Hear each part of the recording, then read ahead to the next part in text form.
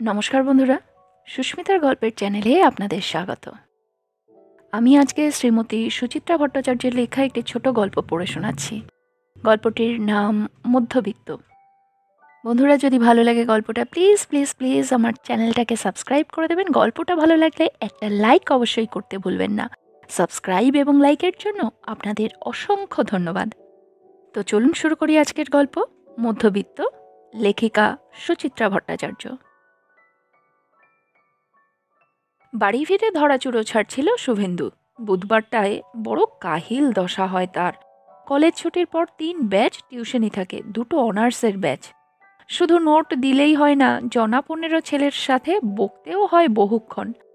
মাথা পুরো মহাশূন্য হয়ে যায়। তারপর মিনিট 50 শহরতলির ট্রেন উজিয়ে যাদবপুর নেমে গদে গদে ভিড় ঠেলে 4-5 মিনিট হাঁটা।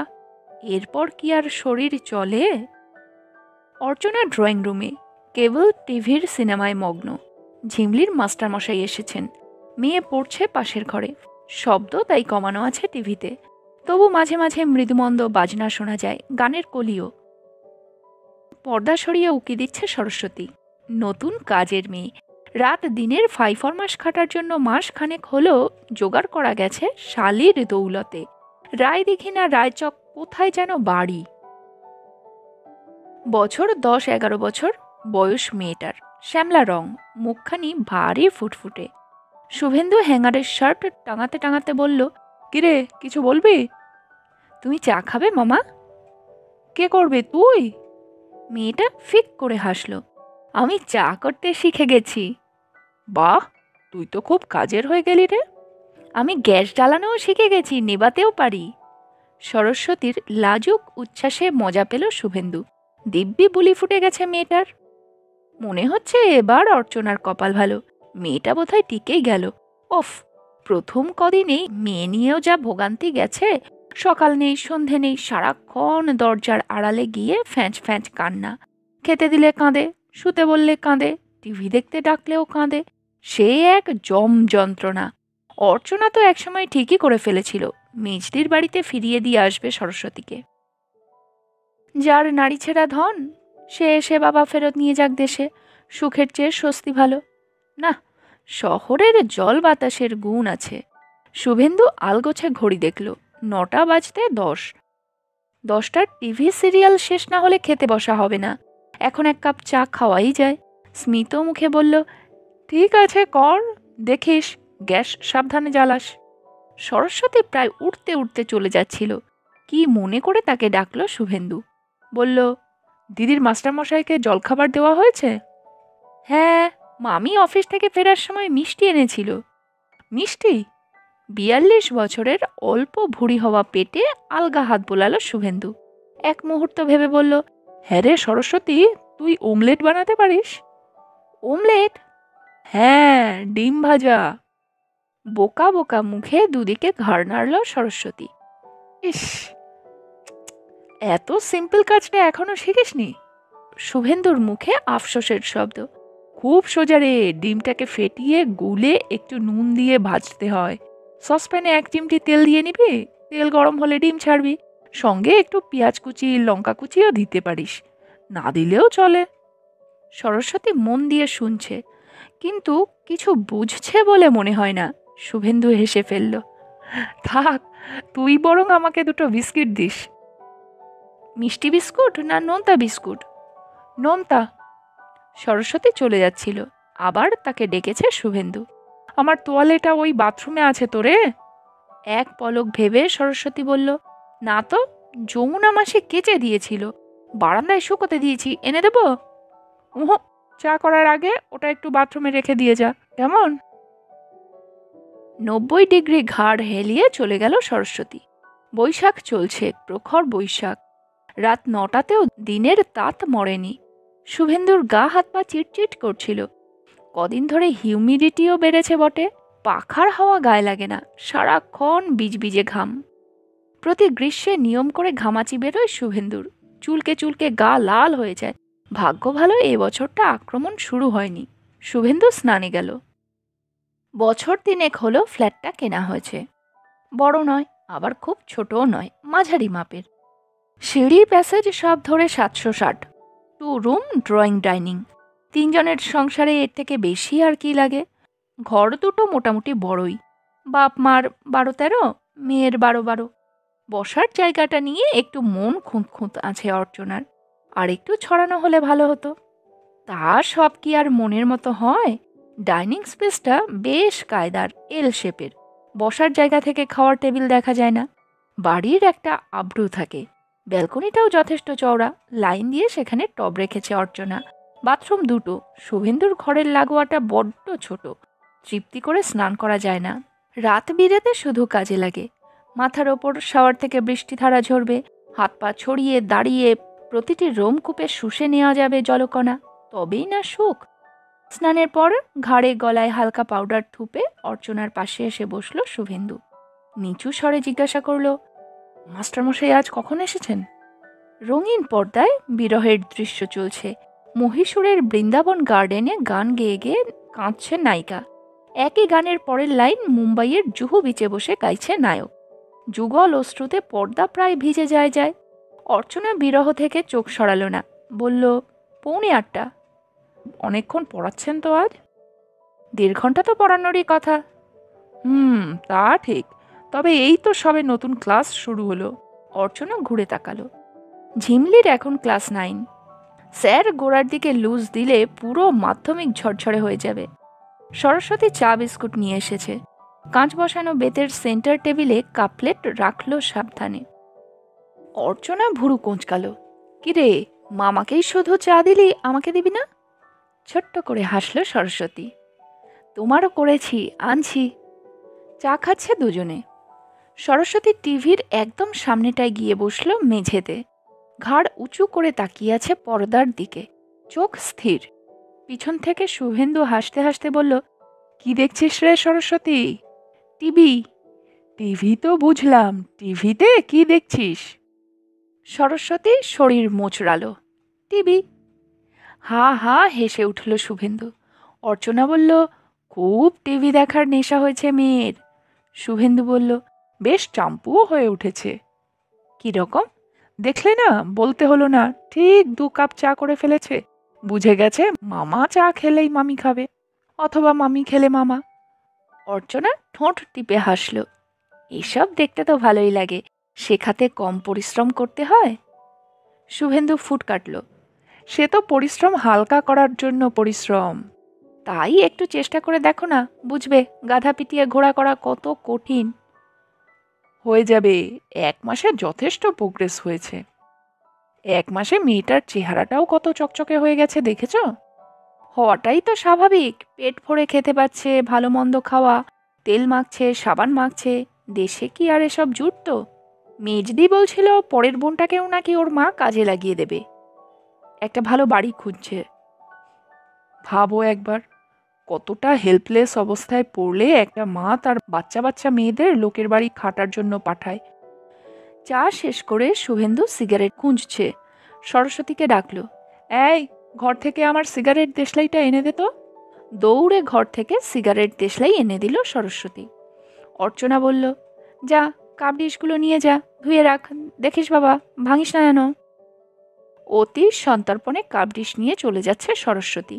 সেদিকে তাকিয়ে সিগারেট ধরালো শুভেন্দু। ধোঁয়া ছেড়ে বলল, তোমাকে বলি না মাঝে মাঝে, আমরা হলাম গিয়ে প্রিভিলেজড ক্লাস। সুন্দর ফ্ল্যাট ট্যাট হাঁকিয়ে বসে আছি। মেয়েকে নামি স্কুলে পড়াচ্ছি। বছরে 2 বার পুরী সিমলা ঘুরছি। আমাদের একটা মেয়ের পেছনে খরচা কত বলো? 1000-এর ওপর। আর এই মেয়ে at this tender age earning for the family. এই যে ডিসক্রিপেন্সিটা তৈরি হচ্ছে, এটা কি সোসাইটির পক্ষে ভালো? কোনো সমাজ এভাবে টিকতে পারে না। এর জন্য দায়ী আমাদের ইকোনমিক সিস্টেম। ইকোনমিক সিস্টেমই বলো আর পলিটিক্যাল সিস্টেমই বলো, এসব একদিন তাসের ঘরের মতো ভেঙে পড়ে যাবে। দেশের 80% লোক পভার্টি লাইনের নিচে থাকবে, আর 20% লোক বসে বসে পোলাও মাংস খাবে। এটা কোনো কাজের কথা? ঝিমলির মাস্টারমশাই বেরিয়ে গেলেন। মাস্টারমশাইকে এগিয়ে দিয়ে তড়াং করে টিভির সামনে এসে বসেছে ঝিমলি। ইস, তোমরা এখনো চ্যানেল ঘোরাওনি? আদ্যিকালের একটা ফিল্ম দেখছে বসে বসে। বলেই টক টক সেন্টার ঘোরাচ্ছে। মনোরম এক শ্যাম্পুর বিজ্ঞাপনে এসে থামল। এক্ষুনি সিরিয়ালটা শুরু হয়ে যাবে। অর্চনা হাঁক দিল, সরস্বতী, ফ্রিজ থেকে তরকারিগুলো বার করে ফেল। রান্নাঘর থেকে মিহি গলায় উত্তর এলো, রেখেছি মামি। গুড, যখন বলবো তখন খাবার গরম করে ফেলবি। ঝিমলি শুভেন্দুর পাশে এসে বসেছে। শুভেন্দু মেয়ের চুল ঘেটে দিল, পড়তে পড়তেও তোর মাথায় সিরিয়াল ঘোরে নাকি? এই সিরিয়ালটা খুব ভালো বাবা, কলেজের ছেলে মেয়েদের নিয়ে। ঝিমলি পা দোলাচ্ছে, জানো বাবা, আমাদের স্কুলে একটা নতুন প্রোগ্রাম শুরু হয়েছে, লিটারেসি ক্যাম্পেইন। বাহ, এ তো খুব ভালো জিনিস। আমাদের মোটো হয়েছে ইচ ওয়ান টিচ ওয়ান। তুই স্টুডেন্ট পাবি কোথায়? সরাসরি নিয়ে ধরতে বেরোবি? হাসিতে লুটিয়ে পড়ল ঝিমলি। ও মা, তা কেন? আমার তো কত সুবিধে, স্টুডেন্ট ঘরেই রয়েছে। সরস্বতী অওয়া ককা কিচ্ছু জানে না, ওকেই পড়াবো। অর্চনা প্রশ্ন করল, এর জন্য তোদের নাম্বার কত আছে? না, নাম্বার নেই, তবে স্কুল থেকে একটা সার্টিফিকেট দেবে।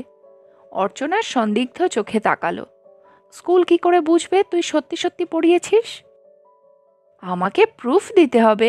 সরস্বতী লিটারেট হয়ে গেলে স্কুলে নিয়ে ওকে দেখাতে হবে, স্কুল ওর পরীক্ষা নেবে। বলতে বলতে গলা তুলেছে ঝিমলি। এই সরস্বতী, এদিকে শুনে যা। সরস্বতী গুটি গুটি পায়ে সামনে এসে দাঁড়ালো। ঝিমলি বলল, কিরে, তোর সঙ্গে আমার কথা হয়ে গেছে না? সরস্বতী ঘাড় নাড়ল। কাল থেকে কিন্তু পড়তে বসতে হবে।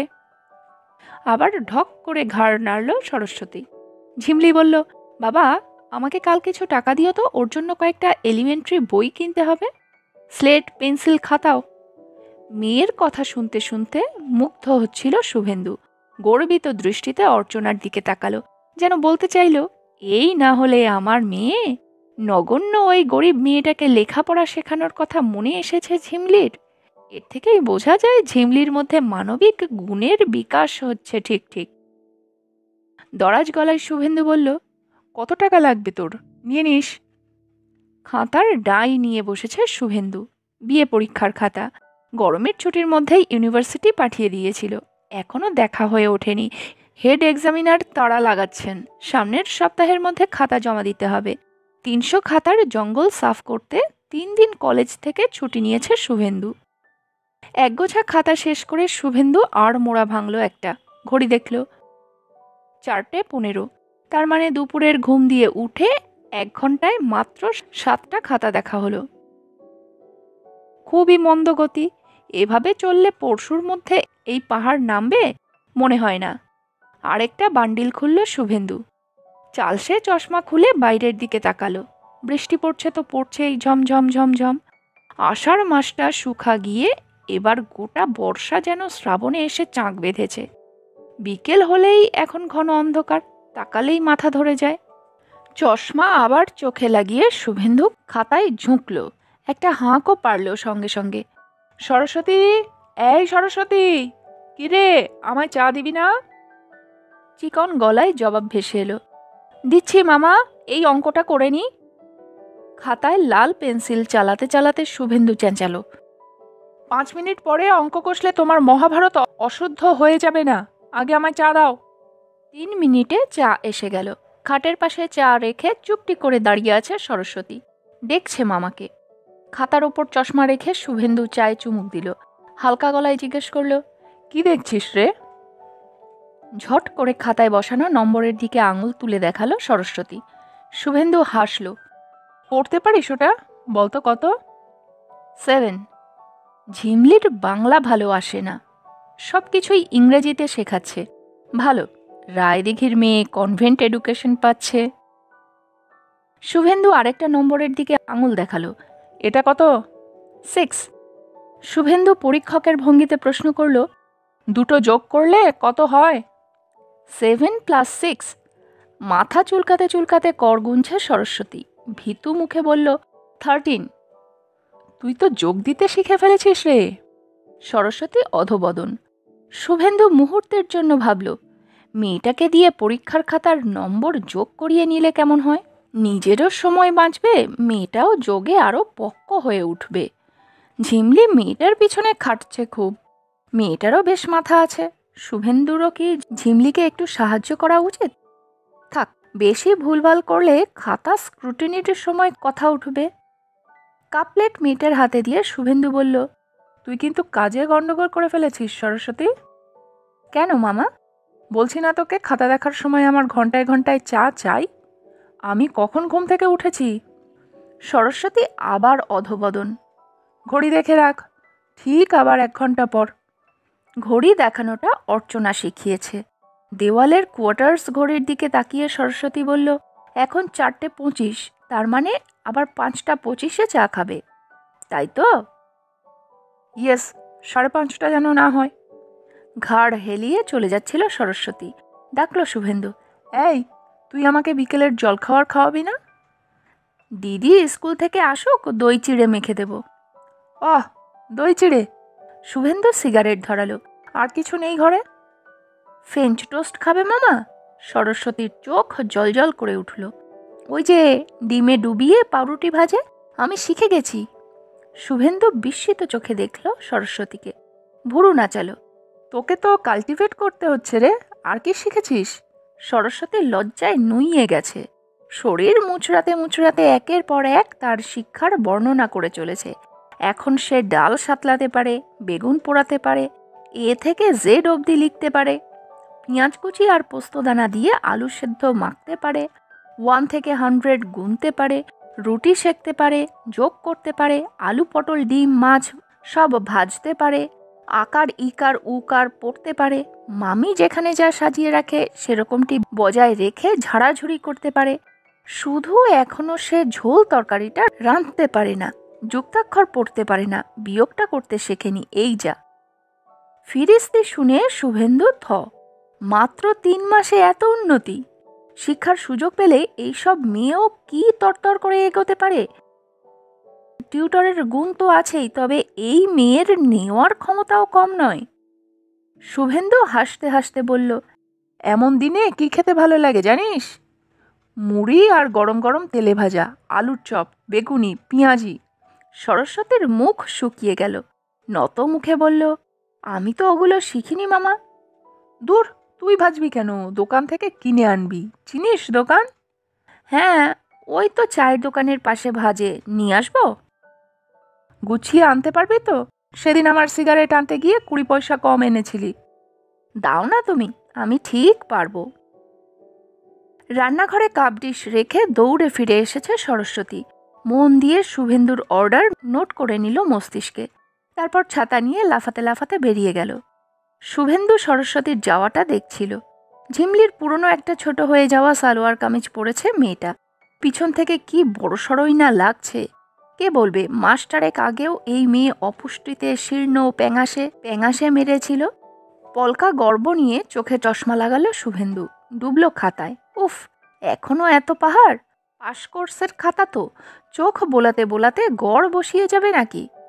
খাতা দেখতে ইউনিভার্সিটি যে টাকা দেয়, 1 ব্যাচ অনার্স পড়ালে 1 মাসে সেই টাকা চলে আসে। তার ওপর ইউনিভার্সিটির ধারে কারবার, ছাত্ররা দেয় নগদ। এত পরিশ্রমের কোনো মানে হয়? একটা খাতাও পুরো দেখা হলো না। হুটোপুটি করে এসে গেছে ঝিমলি, সর্বাঙ্গ বর্ষাতিতে মোড়া, মাথায় ঘোমটা টুপি, জল ঝরছে অঝরে। টুপি রেইনকোট খুলে খাবার টেবিলের দিকে ছুড়ে দিল ঝিমলি। চেঁচাচ্ছে, বাবা, তুমি এখন সরস্বতীকে দোকানে পাঠালে কেন? কি হয়েছে তাতে? ওর অঙ্ক এখনো শেষ হয়নি। ফিরে এসে করবে। বারে, তাহলে আজকে টাস্ক দেবো কখন? সন্ধেবেলা দিস। সন্ধেবেলা ওকে ইংলিশ পড়তে হবে, স্পেলিং শেখাচ্ছি এখন। ঝিমলির স্বরে বিরক্তি। উফ, তুমি যে কি করো না, এভাবে পড়লে ওর পড়াশুনো এগোবে? শুভেন্দু একটু আহত হলো। গম্ভীর স্বরে বলল, যথেষ্ট পড়েছে, তুমি ওকে নিয়ে বেশি বাড়াবাড়ি করো না। তোমার নিজের ক্লাস টেস্টে নম্বর কমে যাচ্ছে, সেদিকে খেয়াল আছে? বিস্মিত মুখে দরজায় এলো ঝিমলি। সে তো আমার জ্বর হয়েছিল তাই। এর আগেও তুমি জ্বর নিয়ে এর থেকে ভালো টেস্ট দিয়েছ। শুভেন্দু একটু নরম হলো। ওকে নিজের মতো করে পড়তে দাও। ও এখনই যা শিখেছে, ওদের ফ্যামিলিতে কজন শেখে তা? চান্স পায় না, তাই শিখতে পারে না। কেন চান্স পায় না? গরিব বলে। ইয়েস, ওই কথাটি মাথায় রেখো। ওদের খেটে খেতে হয়, শুয়ে বসে পড়াশোনার মতো লাক্সারি অ্যাফোর্ড করার ক্ষমতা ওদের নেই। কেন নেই বাবা? এ তো অনেক জটিল সমাজতাত্ত্বিক ব্যাপার, তুমি বুঝবে না। বুঝিয়ে বলো। শুভেন্দু লেকচারের ঢঙে গলা ঝাড়ল। এই সমাজে দু ধরনের মানুষ আছে, একদল হলো শোষক, আরেক দল হলো শোষিত। যারা শোষক তারা শুধু শোষিতদের রক্ত চুষছে। এই সরস্বতী বা ওদের মতো যারা আছে তারা সব হলো শোষিত ক্লাস। ঝিমলির মুখে যেন ছায়া পড়ল। উদ্বিগ্ন স্বরে প্রশ্ন করল, শোষক কারা বাবা? আমরা? দূর, আমরা হতে যাব কেন? শুভেন্দু হোঁচট খেল। তারা হচ্ছে ভীষণ বড় লোক, তাদের চোখে দেখা যায় না। আমরা হচ্ছে পেটি মিডল ক্লাস, মধ্যবিত্ত। ঝিমলি বুঝে নিশ্চিন্ত হলো খানিকটা, হাসি মুখে বলল, তাহলে ওদের শিক্ষিত করতে আমাদের অসুবিধে কোথায়? ওভাবে হয় না রে, এর জন্য বিপ্লব দরকার, রেভলিউশন। তখন সবকিছু বদলে যাবে। শুভেন্দু আঙুল তুলল। ভিজে জুতো পরে দাঁড়িয়ে আছিস কেন? ঠান্ডা লেগে যাবে যে। যা, জামা কাপড় বদলে আয়। সরস্বতী গরম গরম তেলে ভাজা আনছে, যা জমবে না বিকেলটা। ঠোঙা ভর্তি তেলে ভাজা নিয়ে ফিরল সরস্বতী। সর্ষের তেল দিয়ে পরিপাটি করে মুড়ি মাখল। শুভেন্দুর পছন্দ মতো পেঁয়াজ শশা কুচি কুচি করে ছড়িয়ে দিল মুড়িতে। রান্নাঘরের শিশিতে বাদাম থাকে, খোসা ছাড়িয়ে বাদামও মিশিয়ে দিয়েছে। ঝিমলি সোফায় বসে মুড়ি তেলে ভাজা খাচ্ছে। সরস্বতী ঠোঙা নিয়ে বসেছে তার পায়ের কাছে, অঙ্ক কষছে। শুভেন্দুর খাতা দেখায় মন বসছিল না। একটা দুটো মুড়ি ছুটছে মুখে। বুকে কি যেন একটা খচখচ করছে শুভেন্দুর। বুকে না মস্তিষ্কে। আরেক কাপ চা খেতে ইচ্ছে করছে। সরস্বতীকে ডাকতে গিয়েও ডাকল না। তিতপুটে মেজাজে খাতা দেখতে গিয়ে 3-3টে ছেলে ফেল করে গেল। কি যে সব লেখে ছাইপাস, ইতিহাসের একটা বেসিক সেন্স পর্যন্ত নেই। কোন কলেজের খাতা কে জানে। ঘোর বর্ষায় সিক্ত হয়ে ফিরল অর্চনা। বাজ পাখির চোখে জরিপ করল ঘরদোর। সরস্বতীকে দিয়ে শুকনো জামাকাপড় আনালো ঘর থেকে। পোশাক বদলে বাথরুম থেকে মাথা মুছতে মুছতে বেরিয়ে এলো। বর্ষা তার ভারী পছন্দের ঋতু। পাখির মেজাজে বসল শুভেন্দুর পাশে। লঘু স্বরে বলল, কি গো, তোমার আর কদ্দূর? পাশে পড়ে থাকা বান্ডিল ট্যাটচা চোখে দেখে নিল শুভেন্দু। 100-2 হবে। কেন যে আগে থেকে দেখো না? রোজ 10টা-20টা করে দেখলেও তো চাপ অনেক কমে যায়। শুভেন্দু বলতে পারত, কলেজ টিউশনি সেরে এসে শরীরে আর শক্তি থাকে না। বলল না। পাল্টা প্রশ্ন করল, চেকটা জমা করেছ হাউস বিল্ডিং লোনের? অর্চনা চিরুনি বোলাচ্ছে মাথায়। না, আজ দেওয়া হয়নি। অফিসে কাজ ছিল, লোকজনও আজ কম এসেছিল। এ কি ইরেসপন্সিবিলিটি! শুভেন্দু হঠাৎ তেতে গেল। আজ লাস্ট ডেট ছিল না? এরপর যদি ওরা একটা এক্সট্রা ইন্টারেস্ট চার্জ করে? বারে, আমার একদিন অফিসে কাজ থাকতে পারে না? বলছি তো কাল দিয়ে দেব। সরকারি অফিসে আর কাজ দেখিও না। 5 মিনিটের জন্য বেরোবে, অফিস থেকে 5 পা গিয়ে চেকটা দিয়ে আসবে, তাতেও গড়িমসি। তোমাকে দায়িত্ব দেয়াটাই ভুল হয়েছে। নিজে গেলেই পারতে। ঘুমিয়ে ঘুমিয়ে চোখ না ফুলিয়ে তাও একটা সংসারের কাজ হতো। নাকের পাটা ফুলে গেল শুভেন্দুর। আরেকটা ছেলে 29-এ আটকে গেল। পাশের খাতার স্তূপ দেখিয়ে বলল, ঘুমোচ্ছিলাম, তাহলে এত খাতা শেষ করলো কে? ছুটি কি আমি মুখ দেখতে নিয়েছি? ন্যাকামোর কথা বলো না। 9 মাস তো ছুটিই থাকে, তার উপর আবার খাতা দেখার বাহানায় ছুটি নেওয়ার ঢং। খাতা তো ফেলে দিয়ে গেছে সামারে, একদিন বসে বসে আঙুল চুষছিলে কেন? অনেক জবাবই ঠোঁটের ডগায় ছিল শুভেন্দুর। অর্ধেক গ্রীষ্মের ছুটিই তো তার মেয়ে বউকে নিয়ে নৈনিতাল, আলমোড়া, কৌশানী, রানীক্ষেত ঘুরতে ঘুরতেই কেটে গেল। তার ওপরে কম ফ্যাচাং গেছে দাদার মেয়ের পাকা দেখা, ছোট শালার জন্য পাত্রী দেখতে দুর্গাপুর ছোটা। অর্চনার তলপেটে একটা যন্ত্রণা হচ্ছিল, তাকে নিয়ে ডাক্তারের কাছে দৌড়ানো, এই টেস্ট ওই টেস্ট। এগুলো কি কাজ নয়? ছুটি না পচিয়ে তার বদলে 3টে দিন প্রাপ্য সিএল নিয়ে এই বিশাল জঞ্জাল সাফ করছে শুভেন্দু। তাতেও অর্চনার গাত্রদাহ। শুভেন্দু হুঙ্কার দিয়ে উঠল, এই সরস্বতী!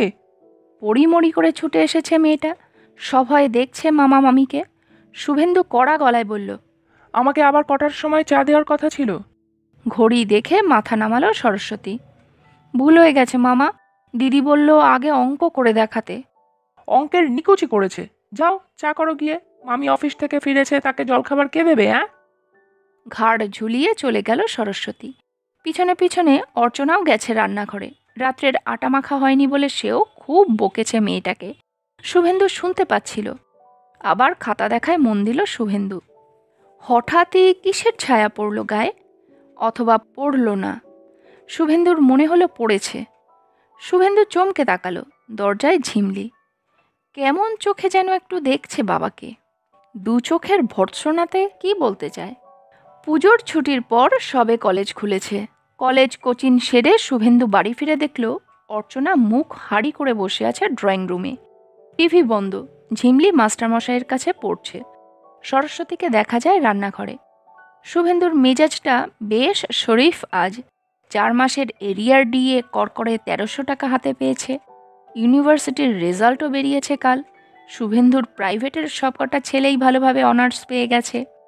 কলেজের রেজাল্ট অবশ্য তেমন ভালো নয়। কি আর করা যাবে, একে যৌথ দায়িত্ব, তাই এত ছুটিছাটা। কলেজ সিলেবাস শেষ করাই বড় কঠিন। খুশি খুশি মেজাজে শুভেন্দু প্রশ্ন করল, অমন পেঁচার মতো মুখ করে বসে আছো কেন? অফিসে আজ লাল দাগ খেয়েছো নাকি? আরও গম্ভীর হয়ে গিয়েছে অর্চনা। শুভেন্দুর পিছন পিছন ঘরে উঠে এলো। ভার গলায় বলল, একটা বিপদ হয়েছে। বিপদ? কি বিপদ? শুভেন্দু ঝটতে চিন্তা করার চেষ্টা করল। অর্চনার অফিসে মাঝে একবার ট্রান্সফারের ধুঁয়ো উঠেছিল, সেটাই ঘটে গেল নাকি? তাহলে তো আবার লোকজনকে ধরতে হয়। রাইটার্সে শুভেন্দুর এক স্কুলের বন্ধু এখন ডেপুটি সেক্রেটারি, তার কাছেই। অর্চনা কথা বলছে না, গুম হয়ে খাটের প্রান্তে বসেছে। শুভেন্দু বলল, বিপদটা কি বলবে তো? অর্চনা হঠাৎ খিঁচিয়ে উঠল, আরও মেয়েকে আহ্লাদ দাও। ঝিমলি? শুভেন্দু আরও চিন্তায় পড়ল। ঝিমলি কি করলো? কি করেনি, আজ সরস্বতীকে নিজের স্কুলে নিয়ে গিয়েছিল সাক্ষরতা প্রকল্প কেমন চলছে তা দেখাতে। তো তোমার সরস্বতী সেখানে নিজের প্রতিভা দেখিয়ে তাক লাগিয়ে দিয়েছে সকলকে। গরিবদের মধ্যে এমন ব্রিলিয়ান্ট মেয়ে নাকি আগে আন্টিরা দেখেনি। শুভেন্দু ফ্যাল ফ্যাল করে তাকালো। এতে বিপদের কি হলো? ঝিমলি ওকে পড়িয়েছে, এ তো ঝিমলিরই ক্রেডিট। ওইটুকু হলে তো কথা ছিল না। তোমার মেয়ে এখন প্ল্যান করছে সরস্বতীকে স্কুলে ভর্তি করবে। ওদের স্কুলের মিশনারিরা গরিবদের জন্য সন্ধ্যাবেলা কি এক ফ্রি এডুকেশনাল সেন্টার করেছে, সেখানে পড়তে পাঠাবে সরস্বতীকে। শুনেও সরস্বতী লাফাচ্ছে, ওমামি আমি পড়াশুনো শিখব। আমি একবার শুধু সংসারের অসুবিধার কথা বলতে গেছিলাম। ঝিমলির কি মেজাজ! সরস্বতীর যখন অত ব্রেন, ওকে দিয়ে আর সংসারের কাজ করানো চলবে না। শুভেন্দু বলল, বাহ, তাহলে সংসারের কাজটা কে করবে? তোমার মেয়ে অত বুঝলে তো হয়েই গেল, বলে অন্য লোক রেখে নাও, সরস্বতী শুধু পড়বে। শুভেন্দু একটু হেসে বলল, তার মানে সরস্বতীকে আমাদের পুষ্যিক করে নিতে হবে, তাই তো? মানে তো সেরকমই দাঁড়ায়। কত কষ্ট করে মেয়েটাকে কাজকর্ম শেখালাম, মনের মতো তৈরি করলাম। দাঁড়াও দাঁড়াও, আগেই উত্তেজিত হচ্ছ কেন? আমি কথা বলে দেখছি ঝিমলির সাথে, বুঝিয়ে বলছি। না, বুঝিয়েও লাভ হলো না কোনো। ঝিমলি নিজেই নাইট স্কুলে নাম লিখিয়ে দিয়ে এসেছে সরস্বতীর। গরিব সরস্বতীকে সে প্রকৃত শিক্ষিত করে তুলবেই। ঝিমলির বিশ্বাস তার বাবা মাও এ কাজে নিরুৎসাহিত করবে না তাকে। একটা মাত্র সরস্বতীকে শুভেন্দুরা কি পারে না লেখাপড়া শিখিয়ে মানুষ করে তুলতে? রাত্রে অর্চনা ঠান্ডা স্বরে বলল, কি গো, কি করবে, কি ঠিক করলে? শুভেন্দু চিন্তিত মুখে বলল, কিছু তো একটা করতেই হবে। ঝিমলি এতটা বাড়াবাড়ি করে ফেলবে কে জানতো? সরস্বতীকে ধমকে ধামকে ঠিক করব? না না, সেটা খুব অমানবিক কাজ হয়ে যায়। তাহলে আর কি, আমি অফিস থেকে ফিরে কেটে মরি, আর কাজের লোক পায়ের ওপর পা তুলে দিগ্গজ হোক। আহ! শুভেন্দু বিরক্ত হলো। আমাকে একটু ভাবতে দাও। সরস্বতীর মা এসেছে সরস্বতীকে নিয়ে যেতে। এ বাড়িতে তাকে আর কাজে রাখবে না। অন্য কোনো বাবুর বাড়িতে নাকি আরও 50 টাকা বেশি মাইনেতে কাজে লাগাবে মেয়েকে। যাওয়ার আগে সরস্বতী কাঁদল খুব। ঝিমলির ছলছল চোখে ঘরের দরজা বন্ধ করে বসে রইল, স্কুলে গেল না। শুভেন্দু আর অর্চনা চুপ। সরস্বতীর মাকে ডেকে পাঠানো ছাড়া আর কী বা উপায় ছিল শুভেন্দু অর্চনার? মেজদি কোন বান্ধবীর বাড়িতে সরস্বতীর জন্য নতুন কাজের ব্যবস্থা করেছে। শুভেন্দুর জন্য শিগগিরই এক বয়স্ক মহিলাকে পাঠিয়ে দেবে। এসব কথা তো আর ঝিমলিকে জানতে দেওয়া যায় না। সরস্বতী নামের ওই ছোট্ট গরিব মেয়েটাকেও মুখের ওপর বলা যায় না কিছু। মধ্যবিত্ত হওয়ার যে কি জ্বালা!